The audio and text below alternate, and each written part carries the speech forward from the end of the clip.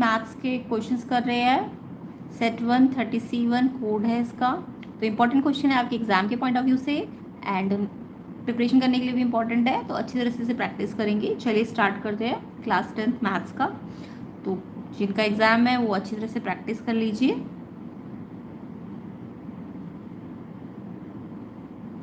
Video को share कर दीजिए एंड प्लेलिस्ट को ज़रूर चेक कर लेना। प्लेलिस्ट में इंपॉर्टेंट PYQs है, अच्छी तरह से कीजिए ताकि आपके एग्जाम में अच्छे मार्क्स आए। आई होप प्रिपरेशन अच्छी चल रही होगी सब बच्चों की।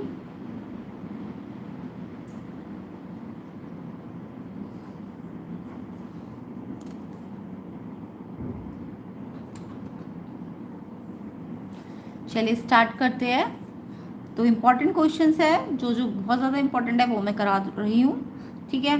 तो जैसे एक क्वेश्चन ये क्वाड्रेटिक में से आता ही आता है, द वैल्यू ऑफ के फाइंड करनी है, रियल एंड इक्वल रूट्स। तो कंडीशन क्या लगती है रियल एंड इक्वल रूट्स की, ये आपको याद रखना है। तो 4x² plus kx plus 9 equals to 0, ये आपको इक्वेशन दिया हुआ है क्वाड्रेटिक। यहाँ से आप इसको कंपेयर करना है ax² bx और c से। तो a आ जाएगा आपका 4, b आ जाएगा k एंड c आ जाएगा 9, ठीक है। तो ये आपका 4x² kx plus 9 equal to 0। Equation को इससे कंपेयर किया करो, a निकल जाएगा जो x² के साथ है, b जो x के साथ होता है, साइन अगर माइनस है तो माइनस भी लेना पड़ता है, c 9 है, यहाँ पे साइन माइनस नहीं है इसलिए प्लस ही है सारे।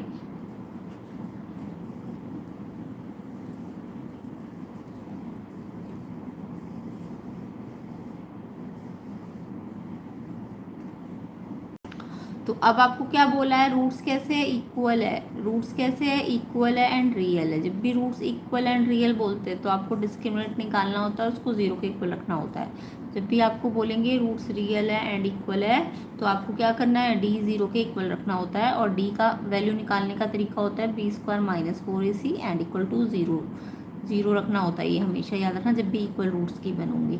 अब आपको BAC की वैल्यू यहाँ से देख कर लिख लेनी है। b कितना है k पे स्क्वायर माइनस 4, a क्या है आपका, a है 4 और c क्या है आपका 9। तो ये ABC कहाँ से निकलेंगे, जब आप इस इक्वेशन को इससे कंपेयर करोगे तो ABC निकल जाते हैं। देन आपको इक्वल टू क्या लेना है 0।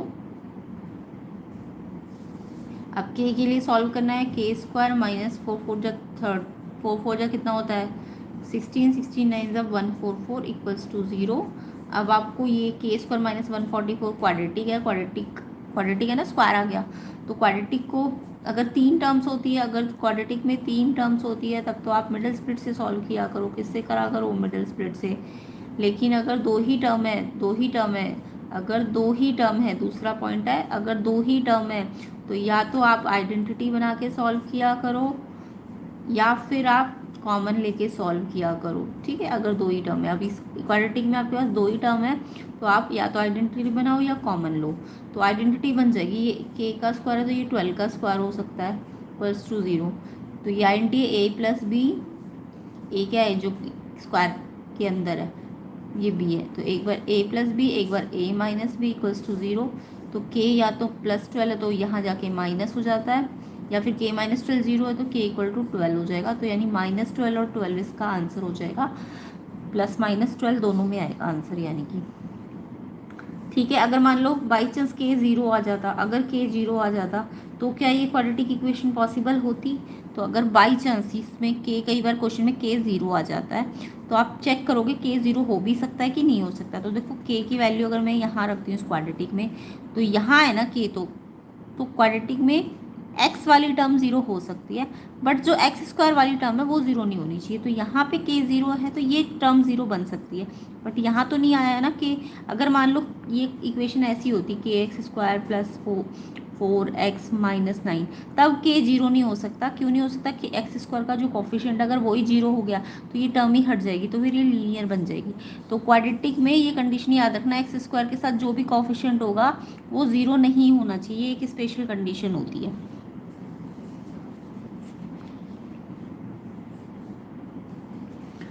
क्वाड्रेटिक इक्वेशन में x square b x plus c, चाहे एक्स और सी हट जाए बट ये एक्स स्क्वायर वाला कोफिशिएंट होना चाहिए। तो ये कभी भी जो एक्स स्क्वायर के साथ कोफिशिएंट होगा ना, ये कभी जीरो नहीं हो सकता। तो बाई चांस अगर ये इक्वेशन कुछ ऐसी फॉर्म में होती है और के की वैल्यू जीरो आ जाती, तो आप के की वैल्यू जीरो नहीं लेते, क्योंकि यहाँ से ये टर्म हट सकती थी। समझ आया? बट यहाँ पे ऐसा नहीं है, अगर के जीरो आ भी जाता तो तब भी ये एक्स स्क्वायर वाली टर्म तो बची रहती ना। तो यानी कि के जीरो इस केस में पॉसिबल हो सकता है, बट हमारा आंसर के जीरो नहीं आया, ये मैंने स्पेशल केस बताया। अगर के जीरो आ जाए तो आप चेक भी कर लेना कि क्वाड्रेटिक पॉसिबल है या नहीं है। तो अभी फिलहाल आंसर क्या है, +-12। तो जब भी आपको क्वेश्चन एक आता ही आता है रूट इक्वल है रियल है, आप डी जीरो के बराबर रखा करो, या फिर आप डी निकाल के देखो, अगर वो जीरो आ गया तो आप बोलोगे रूट कैसे इक्वल एंड रियल है। और डी निकालने का तरीका b² - 4ac BAC आप क्वाड्रेटिक को देख के मालूम किया करो। समझ आ गया? तो इस तरीके से ये निकालना है। कई बार यहाँ पे माइनस होगा, यहाँ पे मान लो तो b आपका फिर k नहीं होगा, ये -k होगा, ये ध्यान रखना। समझ आ गया? तो ये आपका आंसर आ जाएगा +-12।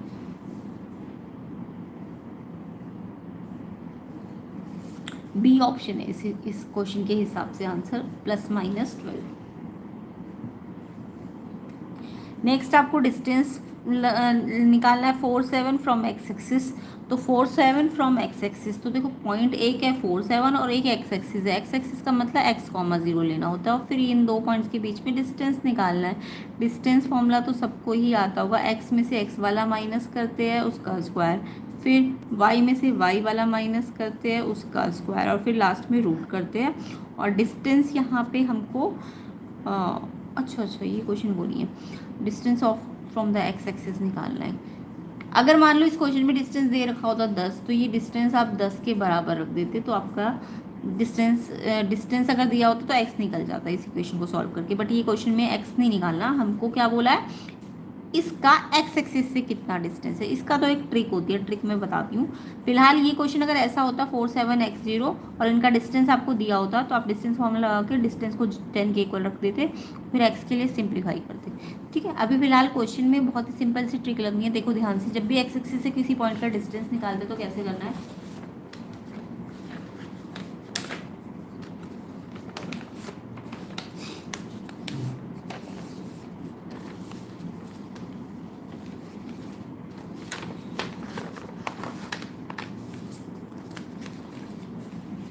तो एक क्वेश्चन ऐसा बनता है कि एक्स एक्सिस से किसी भी पॉइंट का, पॉइंट है आपका 4, 7, मान लो ये 4, 7 पॉइंट यहाँ आया, बाई चांस यहाँ पे आया है मान लो, ठीक है। अब इसका एक्स एक्सिस से डिस्टेंस, यानी कि इसका एक्स एक्सिस तो ये है ना, ये वाला एक्स एक्सिस होता है, तो इस पॉइंट का एक्स एक्सिस से डिस्टेंस, तो देखो एक्स एक्सिस से डिस्टेंस बोल रही हूँ, तो ये तो एक्स एक्सिस से डिस्टेंस में कौन सी लाइन आई है, ये तो वाई वाली डिस्टेंस आई है ना।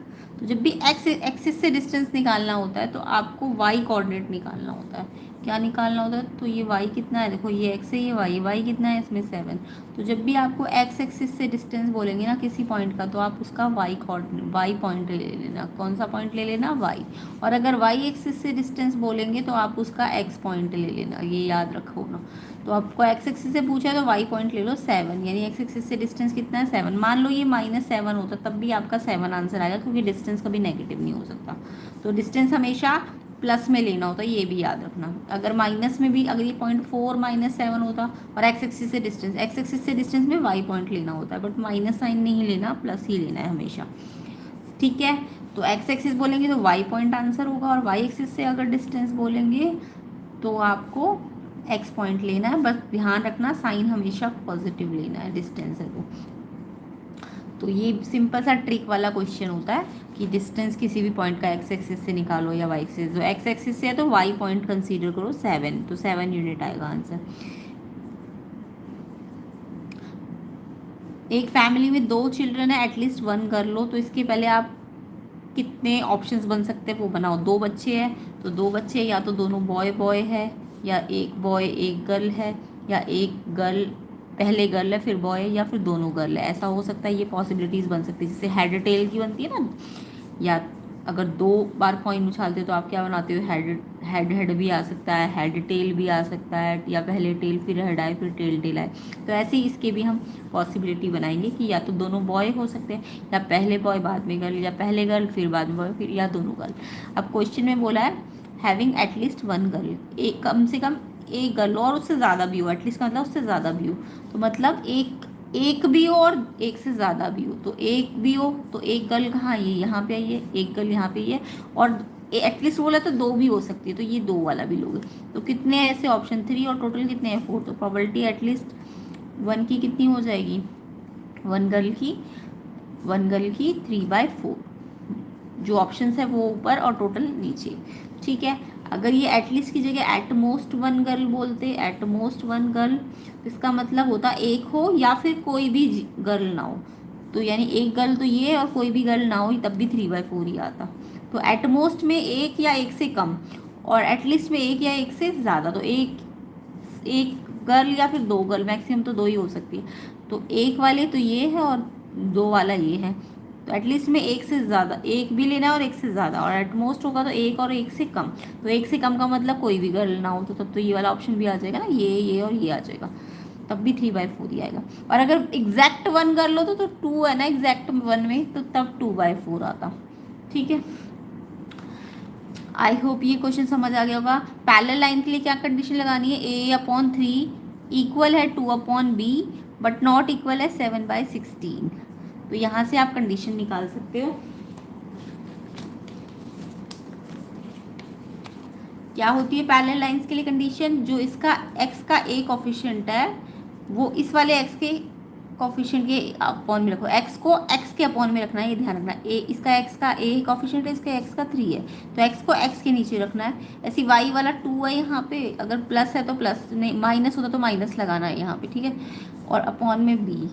एंड तीसरा कांस्टेंट 7 और 16, ये ध्यान रखना कांस्टेंट आपकी या तो लेफ्ट हैंड साइड में ही होने चाहिए दोनों, या राइट हैंड साइड में ही होने चाहिए। अगर एक लेफ्ट में होगा और एक राइट में होगा तो पहले या तो दोनों को लेफ्ट में लाना या दोनों को राइट में ले जाना। तो ये पैरेलल लाइन में ये वाला इसके इक्वल होता है बट ये वाला इसके इक्वल नहीं होता, तो हमें इक्वल की साइड से रिलेशन निकालना है। अब ये इसके इक्वल है तो ए क्रॉस कर दो, ए बी, ए को बी से मल्टीप्लाई और 3 2 जा 6, तो ए बी 6 वाली कंडीशन ठीक होगी। नॉट इक्वल वाला अगर दिया होता ऑप्शन तो नॉट इक्वल पे फिर 7b नॉट इक्वल टू 32 होता। अगर नॉट इक्वल वाली कंडीशन होती है ऑप्शन में तो 7b 16 2 जा 32 7b के नॉट इक्वल है ना, तब ये होती। बट आपको इक्वल वाली कंडीशन दी है तो आप इक्वल की साइड से रिलेशन निकालोगे, तो ए बी इक्वल टू 6 इसका आंसर है। तो पैरेलल लाइंस में समझ आ गया, पैरेलल लाइन बोले या फिर इनकंसिस्टेंट बोले तो आपको पहला x वाला रेशियो तो बराबर करना है y वाले के, बट जो कांस्टेंट वाला है वो नॉट इक्वल होना चाहिए। ये होती है ना पैरेलल लाइन की कंडीशन, A1/A2 बराबर होगा B1/B2 but not equal to C1/C2, इसका मतलब होता है नो सोल्यूशन। ठीक है, और अगर यूनिक सोल्यूशन होता तो A1/A2 not equal to B1/B2, तो यहाँ पे सिर्फ एक ही सोल्यूशन आता, यूनिक सोल्यूशन आता, और लाइन इंटरसेक्टिंग होती है। और अगर सारे रेशियो इक्वल होते हैं तो मैनी सोल्यूशन होते हैं, और लाइन कैसी होती है, कोइंसिस्टेंट होती है, कंसिस्टेंट। ठीक है, और कंसिस्टेंट सोल्यूशन होता है और लाइन कोइंसिडेंट होती है। जीरोस निकालने आते ही होंगे आपको, क्वाड्रेटिक को सॉल्व करना है और फिर इसके एक्स निकालने हैं। नेक्स्ट देखिए, अगर कॉट स्क्वायर -1/sin² है तो कैसे करोगे, कॉट स्क्वायर थीटा -1/sin²थीटा। अब ये कॉट को हम लिख सकते हैं कॉस अपॉन साइन, कॉट क्या होता है, कॉस अपॉन साइन थीटा, और यहाँ स्क्वायर है तो दोनों पे स्क्वायर लगाओ, कॉट का simple form cos by sine होता है, और ये 1/sin एज इट इज।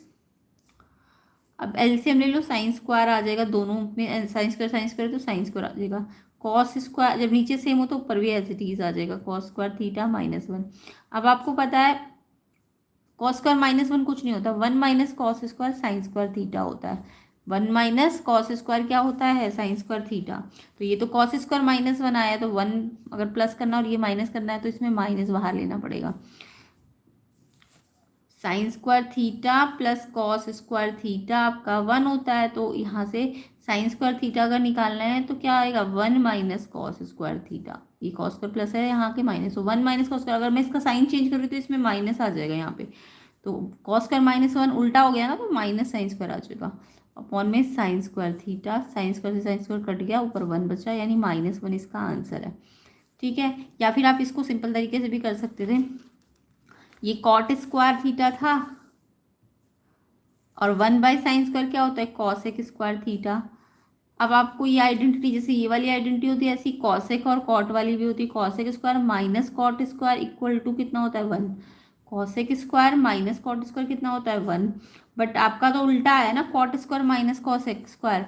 तो जब उल्टा आ जाए तो ये 1 नहीं होगा, ये -1 होगा। ये ध्यान रखना, cosec square minus cot square तो +1 होता है, बट जब कॉट स्क्वायर आ गया और कॉसेक स्क्वायर माइनस में बाद में आए तो फिर ये 1 नहीं होगा, फिर ये -1 होगा। ठीक है, तो ये फिर यानी आंसर -1 देगा। तो कई बार तो एक नंबर में यही क्वेश्चन आ जाएगा आपको। ऐसे दे देंगे 9 sec square theta -9 tan square theta, इसको फाइंड करने को बोलेंगे। तो 9 पहले कॉमन ले लेना, अंदर क्या बचा सेक स्क्वायर -10 स्क्वायर थीटा। अब आपको पता है सेक स्क्वायर -10 स्क्वायर क्या होता है 1 होता है, तो ये 1।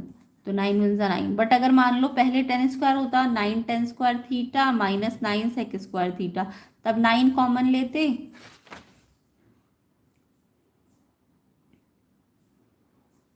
तब आप 9 कॉमन लेते तो पहले 10 स्क्वायर थीटा आ जाता, फिर सेक स्क्वायर थीटा आ जाता। अब ये 1 नहीं होता क्योंकि सेक स्क्वायर -10 स्क्वायर 1 होता है, तो 10 स्क्वायर माइनस सेक स्क्वायर तो -1 होगा, तब आंसर -9 आएगा। तो ऐसे क्वेश्चन में बच्चे बहुत कंफ्यूज होते हैं, इसको ध्यान रखना। ठीक है, नेक्स्ट क्वेश्चन देखेंगे।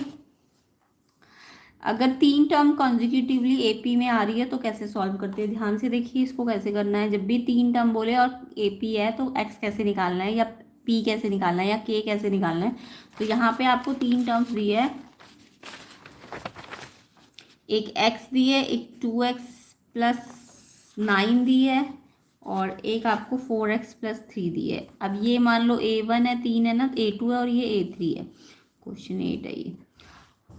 तो एपी है तो एपी में क्या होता है, कॉमन डिफरेंस सेम होता है ना। तो सेकंड में से फर्स्ट को चाहे आप माइनस करो, चाहे आप थर्ड में से सेकंड को माइनस करो, दोनों बार तो डिफरेंस ही आ रहा है। या तो डिफरेंस यहाँ इस टर्म में से इसको माइनस करके निकाल लो, या फिर डिफरेंस इसमें से इसको माइनस करके निकाल लो।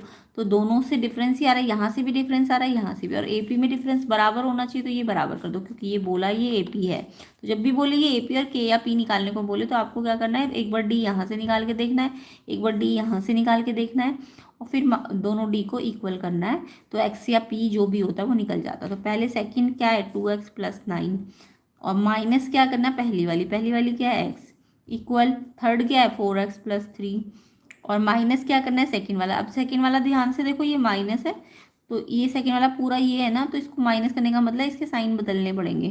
कई बच्चे ऐसे ही लिख देते हैं तो गलत हो जाएगा, माइनस है ना बाहर तो इनके साइन चेंज करने पड़ेंगे। तो एक्स भी माइनस का हो जाएगा, 9 भी प्लस का है तो माइनस का हो जाएगा। अब 4x में से 2x प्लस माइनस माइनस कर दो, जो बड़ा है उसका साइन लगा दो। पहले प्लस माइनस माइनस करो, साइन बढ़ेगा लगाओ। ऐसे यहाँ भी प्लस नंबर से प्लस माइनस होगा, प्लस माइनस माइनस करो, और फिर जो बड़ा है ये बड़ा है तो इसका साइन लगा दो। 2x और x प्लस और माइनस माइनस करो, 1x, साइन बढ़ेगा, बड़ा ये है तो प्लस का, और ये सिंगल नंबर तो एज इट इज़। अब x वाले एक तरफ कर दो, नंबर वाले एक तरफ कर दो। तो ये x प्लस का x है, इधर भेज देती हूँ, तो ये -x हो जाएगा क्योंकि ये बड़ा था ना, इसलिए मैंने इसको यहीं रखा। तो इसका साइन मत बदलना, इसको यहाँ ले गए हो तो इसको माइनस करो। अब इसको यहाँ ले गए हो तो इसको तो यहीं रखना पड़ेगा, इसका साइन मत बदलना, इसको यहाँ लाओ तो ये माइनस होगा तो ये प्लस हो जाएगा। 15 2x - x, तो x की वैल्यू कितनी आ जाएगी 15। तो ऐसे करके ये एपी वाला क्वेश्चन करना होता है कि जब x या p निकालना हो तो पहले यहाँ से डिफरेंस निकालो, फिर इसमें से इसको माइनस करके निकालो, बाकी तो x के लिए सॉल्व करना आना चाहिए आपको। तो ऐसे करके आपको इसे सॉल्व करना है। एक ये क्वेश्चन बहुत आता है पेपर में, सन का एल्टीट्यूड कई बार तो सन का एल्टीट्यूड निकालना होता है और कई बार सन का एल्टीट्यूड दिया होगा आपको। तो यहाँ पे एक सिंपल सा फॉर्मूला लेना है, ध्यान से देखिए। तो जब भी ऐसा क्वेश्चन आए कि सन का एल्टीट्यूड निकालो, एक टावर एक शेडो है, तो जब जब भी ऐसा क्वेश्चन आए तो टावर को तो आपको ऐसे वर्टिकली लगाना है, ये टावर है ठीक है, और शेडो हमेशा हॉरिजॉन्टली लगानी होती है। ये क्या होती है, शेडो होती है। Tower vertically, shadow horizontally. अब सन का एल्टीट्यूड बोला है तो सन का एल्टीट्यूड का मतलब समझते हो कि यहाँ पे सन है अगर, तो उसका जो शेडो बन रही है वो कितने एंगल बना रही है। एल्टीट्यूड का मतलब एंगल से यानी थीटा से है, तो थीटा यहाँ दिखाना होता है ठीक है। ये यहाँ सन कहीं यहाँ पे होगा तो ये शेडो बना रहा होगा इस टावर की, तो ये कितने एंगल पे बना रहा है। एल्टीट्यूड का मतलब यहाँ पे एंगल से होता है ठीक है। कई बार एल्टीट्यूड निकालना होता है तो थीटा निकालना होता है उस टाइम पे।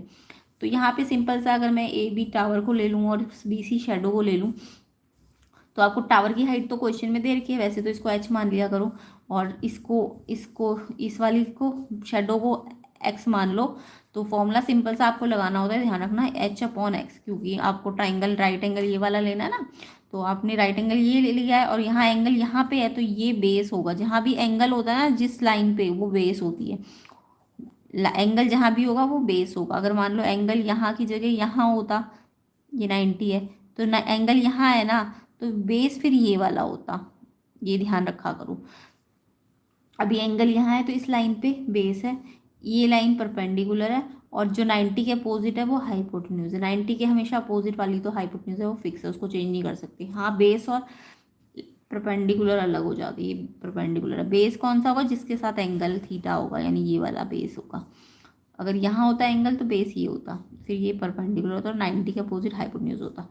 तो हमने क्या लिया है, हम ये हमेशा टावर और शेडो वाले क्वेश्चन में क्या लेंगे, ये अपॉन ये। तो हमने क्या लिया है, परपेंडिकुलर अपॉन बेस। अब परपेंडिकुलर अपॉन बेस आपको याद रखना है, टेन थीटा होता है। या ठीक है, ये तो आपको याद होना चाहिए, P B P H H B, ये साइन होता है, ये कॉस होता है, ये टेन होता है। जिसकी ट्रिग्नोमेट्री बहुत वीक है तो उसको ज़्यादा प्रैक्टिस नहीं करनी, क्योंकि कल एग्जाम है आपका, थोड़ा बहुत हल्का फुल्का समझ सकते हो, ठीक है। तो साइन कॉस टेन, तो यहाँ पे साइन पी बाई एच लेना होता है, कॉस बी बाई एच लेना होता है, टेन पी बाई बी लेना होता है। तो पी बाई बी क्या होता है, टेन। और अगर साइन का उल्टा बोले तो कॉस सेक होता है एच बाई पी, और कॉस का उल्टा सेक होता है एच बाई बी, और टेन का उल्टा कॉट थीटा होता है बी बाई पी। उल्टा करना है, ठीक है। तो अभी पी बाई बी आया तो टेन थीटा, ठीक है। तो जब भी आपका टावर शेडो का क्वेश्चन आएगा, इसको आप याद कर लेना। हाइट ऑफ शेडो ऊपर लो, शेडो हाइट ऑफ टावर ऊपर लेना, शेडो नीचे लेना, और तो ये रेशो जो बनेगा, क्योंकि एंगल यहाँ है तो ये पी बाई बी बनेगा, टेन थीटा बनेगा। तो एच तो आपको दे रखा है क्वेश्चन में 20, शेडो नहीं पता, और टेन थीटा। एलिवेशन कई बार क्वेश्चन में निकालना होगा और कई बार दिया होगा। तो यहाँ एल्टीट्यूड जो है 60 डिग्री है, सन का एल्टीट्यूड या एलिवेशन भी बोलते हैं उसको, ठीक है। तो जब भी सन का एलिवेशन निकालना हो, यानी एंगल निकालना होता है उस टाइम पे। तो टेन थीटा आपकी, अभी तो थीटा दे रखा है आपको, कितना दिया हुआ है, एंगल कितना बना रहा है, सन 60 डिग्री का। अब टेन 60 को टेबल से आप याद करके जाना, टेन 60 की वैल्यू √3 होती है, 20 अपॉन एक्स √3। तो क्रॉस मल्टीप्लाई करो एक्स को √3 से, और 20 को 1 से, 20 क्रॉस मल्टीप्लाई, पहले ये फिर ये यहाँ लिख दिया, और फिर ये मल्टीप्लाई करके यहाँ लिख दिया। एक्स निकालना है तो ये √3 मल्टीप्लाई या डिवाइड में आ जाएगा, और जब भी रूट डिवाइड में आएगा रेशनलाइज करना चाहिए। तो ये √3 से ऊपर नीचे मल्टीप्लाई कर देंगे। अब 20 √3 तो एज इट इज़ रहेगा, और √3 सेम √3 है तो रूट से बाहर आ जाएगा, ये आपका एक्स आ जाएगा। आपको निकालना क्या है क्वेश्चन में, आपको शेडो निकालना है। तो ये 20/√3 ये आ गया था ना हमारा, 20/√3। रेशनलाइज करने की ज़रूरत नहीं थी हमें, 20/√3 ही हमारा आंसर था। कई बार हमें रेशनलाइज भी करना पड़ सकता है, बट यहाँ पे आंसर ऑप्शन में ये वाला है, तो यही आंसर होगा, रेशनलाइज करने की ज़रूरत नहीं है। ऑप्शन ए इसका आंसर है। तो यहाँ से हमें क्या समझ आया, जब भी सन और एल्टीट्यूड वाला क्वेश्चन आएगा तो हमें क्या लेना है, शेडो टावर की हाइट को ऊपर, शेडो को नीचे, और साथ में टेन थीटा लेना है। अगर मान लो ये h/x और एंगल बोलते हैं 45, 1045, तो हमेशा याद रखना 1045 1 होता है। तो अगर एंगल 45 है तो हाइट और शेडो क्या हो जाएंगे, बराबर हो जाएंगे। तो एक क्वेश्चन ऐसा आता है कि हाइट और शेडो बराबर है, तो बताओ एलिवेशन कितना है, तो 45 डिग्री का एलिवेशन होता है, एक नंबर में आता है कई बार। तो जब भी परपेंडिकुलर बेस इक्वल हो, यानी कि परपेंडिकुलर बेस इक्वल हो, तो एंगल हमेशा 45 होगा, या एंगल 45 होगा तो बेस और परपेंडिकुलर इक्वल होंगे, ये आपको याद रखना है।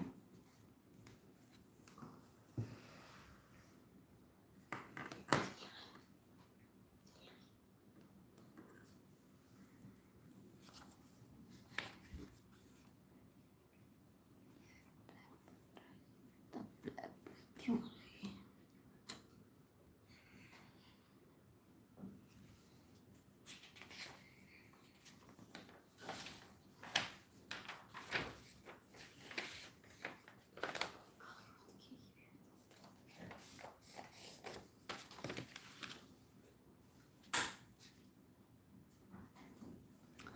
तो वीडियो को अच्छी तरह से वीडियो को अच्छी तरह से करना, करके देखना। जितने भी क्वेश्चन मैंने वीडियो में कराए हैं एंड प्लेलिस्ट में कराए हैं, उनको भी अच्छी तरह से कीजिए।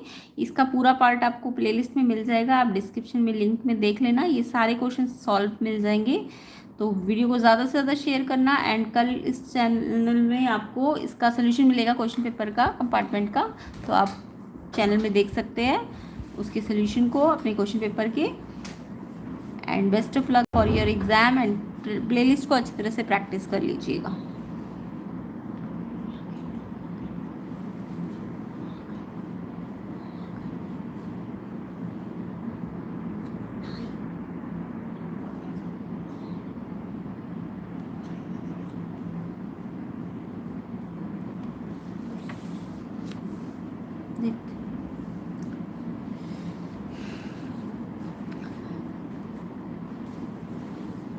ये बेसिक प्रोपोर्शनेट थ्योरम ज़रूर करके जाना, इंपॉर्टेंट होती है, मैंने करा रखी है तो प्लेलिस्ट में ज़रूर चेक कर लेना। बेसिक प्रोपोर्शनेट थ्योरम, एक ये वाटर टैप वाला क्वेश्चन भी करा रखा है, इसे भी करना अच्छे तरीके से। इक्वेशंस को कैसे सॉल्व किया जाता है, इससे प्रीवियस वाली वीडियो में मैंने इक्वेशन को ग्राफ में कैसे सॉल्व किया जाता है करना सिखाया है। सेक्टर्स के फॉर्मूले याद करके जाना, पाई आर स्क्वायर थीटा, एक बार फॉर्मूले में डिस्कस कर लेती हूँ सारे, फिर आप देख लेना। तो एक तो सेक्टर का फॉर्मूला लगाने को आता है पेपर में, area of sector. Area of sector क्या होता है, पाई आर स्क्वायर थीटा बाई 360, ये याद रखना। कई बार तो क्वेश्चन में ऐसे बोलेंगे कि ये वाला सेक्टर निकालो, तब तो आप थीटा जितना दिया होगा 60 है तो 60 रखना। बट कई बार बोलेंगे ये वाला अनशेडेड वाला निकालो, शेडेड क्या पता ऊपर हो। तो जब मेरे को बड़ा वाला सेक्टर निकालना होगा यानी मेजर सेक्टर निकालना होगा, तो फिर मेजर सेक्टर का एरिया आप पाई आर स्क्वायर, थीटा को थीटा मत रखना, रिफ्लेक्स थीटा रखना, ये ध्यान रखना। अगर आपको ऊपर वाला सर्कल सेक्टर निकालना है ना ये वाला, तो आपको थीटा को चेंज करना पड़ेगा। थीटा मान लो 60 था तो अब 300 माइनस 60 यानी 360 में से 60 को माइनस करके 300 रखना पड़ेगा। यानी कि अगर ये एंगल 60 है तो इसका जो यहाँ वाला एंगल है वो 360 में से 60 को माइनस करके आएगा। तो यहाँ पे मेजर सेक्टर निकालते वक्त थीटा रिफ्लेक्स वाला लेना होता है, ये याद रखना। सेम ऐसी सेक्टर का पेरीमीटर भी आता है कई बार पेपर में, ये वाले क्वेश्चन मैंने बहुत सारे कराए हुए हैं, पेरीमीटर ऑफ सेक्टर। तो यहाँ पे आपको ध्यान रखना है पेरीमीटर ऑफ सेक्टर में, देखो ये सेक्टर ये होता है ना, तो इसके अंदर एक रेडियस और एक लेंथ ऑफ आर्क होती है। तो perimeter of sector 2r + l होता है, ये आपको याद रखना है। अब पेरीमीटर ऑफ सेक्टर में रेडियस और लेंथ ऑफ आर्क तो सबको निकालनी आती है ना, 2 पाई आर थीटा बाई 360। यहाँ भी ध्यान रखने वाली बात है, अगर छोटा सेक्टर हुआ तो थीटा आप 60 लेना, बट अगर सेक्टर आपको ये वाला ऐसे वाला इस वाले सेक्टर का पेरीमीटर निकालना हुआ तो यहाँ पे एल फिर आपको कौन सी वाली लेनी है, एल डैश वाली, यानी थीटा वहाँ पे चेंज हो जाएगा। ठीक है, तो पेरीमीटर ऑफ सेक्टर में ये फॉर्मूला आपको रखना है समझ के। अब यहाँ से हम कह सकते हैं कि एल क्या हो, यहाँ से एल भी निकाल सकते हो आप, पेरीमीटर माइनस 2r, क्योंकि कई बार क्वेश्चन में आपको पेरीमीटर देंगे और एल निकालने को कहेंगे। ठीक है, एक क्वेश्चन आता है इसमें आपको लेंथ ऑफ आर्क, पेरीमीटर और एरिया और रेडियस, इन चारों में से कोई भी एक चीज़ मिसिंग हो सकती है। तो आपको एक फॉर्मूला याद रखना है पेरीमीटर और एरिया के बीच में। पेरीमीटर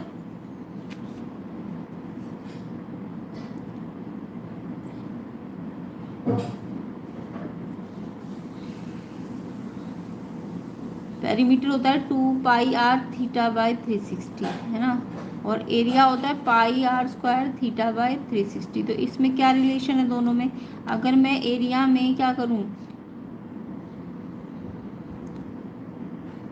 2 से ऊपर नीचे मल्टीप्लाई डिवाइड करूं, ठीक है, तो क्या होगा 2 पाई आर, एक आर को अलग कर लो यहाँ पे, और ये आर 2 है ना, तो एक आर को मैंने एक्स्ट्रा कर दिया, 2 पाई आर थीटा अपॉन 360, और अपॉन में यहाँ ये वाला 2 एक्स्ट्रा यहाँ, यानी कि इस आर को तो 2 आर में ब्रेक कर दिया, एक आर यहाँ एक आर यहाँ, और थीटा को हमने यही रहने दिया, और ये जो 2 है ये तो यूज़ हो गया, बट ये 2 तो अलग से लिख दिया। ये किसका फॉर्मूला है, एल का।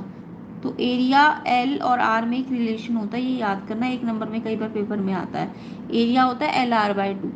एरिया क्या होता है, area of sector length of arc r/2 के बराबर होता है। अब यहाँ पे क्वेश्चन में ज़रूरी नहीं एल आपको दिया जाए, तो एल आप इस क्या पता पेरीमीटर दिया हो, तो एल आप पेरीमीटर वाले फॉर्मूले से भी निकाल सकते हो। तो ये कुछ फॉर्मूले है। एल का फॉर्मूला पेरीमीटर के अकॉर्डिंग p-2r होता है। फिर एरिया का एल के साथ ये वाला फॉर्मूला होता है। बट अगर क्वेश्चन में एरिया, पेरीमीटर और आर दिया हो, तो फिर आप पहले तो ये फॉर्मूला लो, एरिया L/2, फिर एरिया एल की जगह क्या लिख देना, p-2r, फिर r/2। तो ये वाले फॉर्मूले MCQ वाले क्वेश्चन में लगेंगे, आपको याद रखने हैं, ठीक है।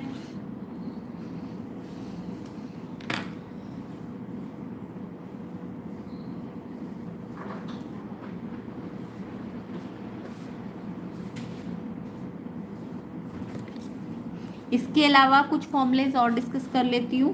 तो ये आपके फॉर्मूले area, sector, length of arc और पेरीमीटर से रिलेटेड है। ये 3-4 फॉर्मूले आपको याद रखने हैं।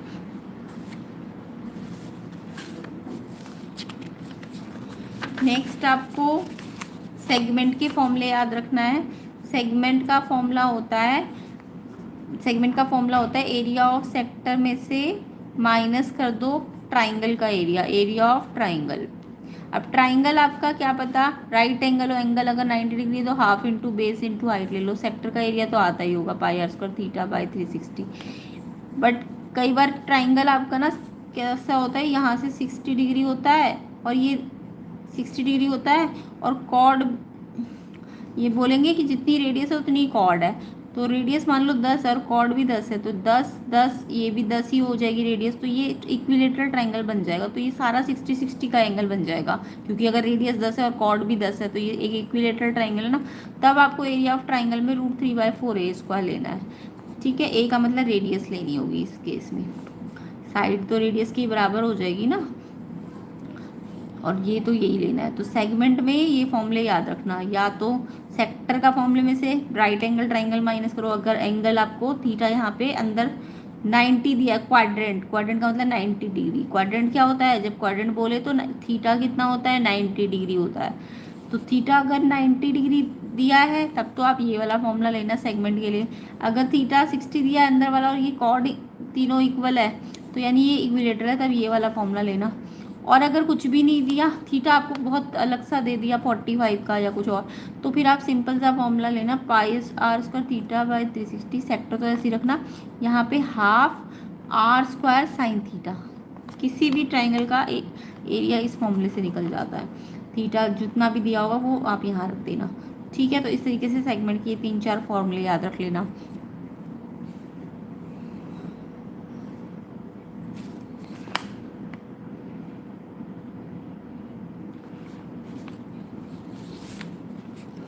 इसके बाद एपी में आपको 2-3 फॉर्मूले याद रखने। एक तो आपको टर्म का फॉर्मूला याद रखना है, a+n-1d। एक आपको सम के 2 फॉर्मूले याद रखने हैं। एक तो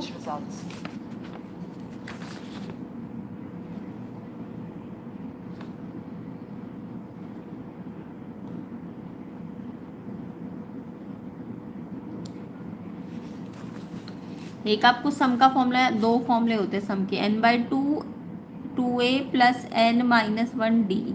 और एक सम का फॉर्मूला होता है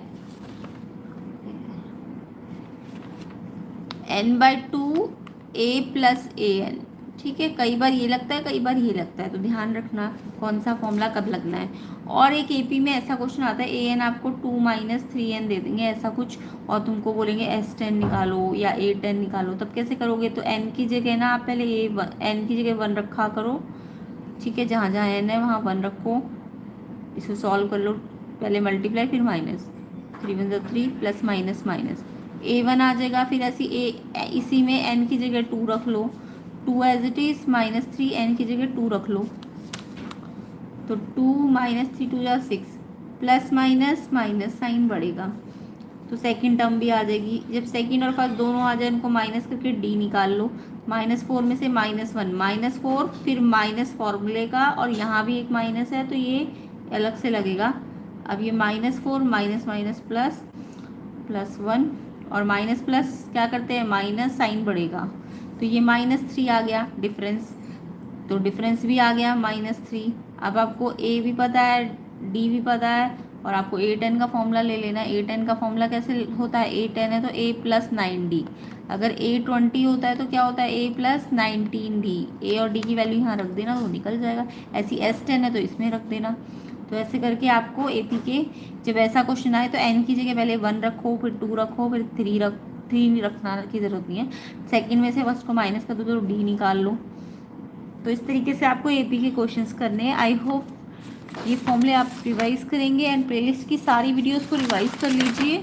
अच्छा एग्ज़ाम जाए आपका, प्रैक्टिस कर लीजिए अच्छी तरीके से एंड वीडियो को ज़्यादा से ज़्यादा शेयर कीजिए। जितने क्वेश्चंस में मैंने इंपॉर्टेंट क्वेश्चंस बताए हैं जो बहुत बार आते हैं पेपर में, और पूरा सोल्यूशन चाहिए आपको वीडियो का, तो आपको मैं लिंक डिस्क्रिप्शन में डाल दूँगी। सारा क्वेश्चन पेपर सॉल्व है। तो ठीक है, बेस्ट ऑफ लक।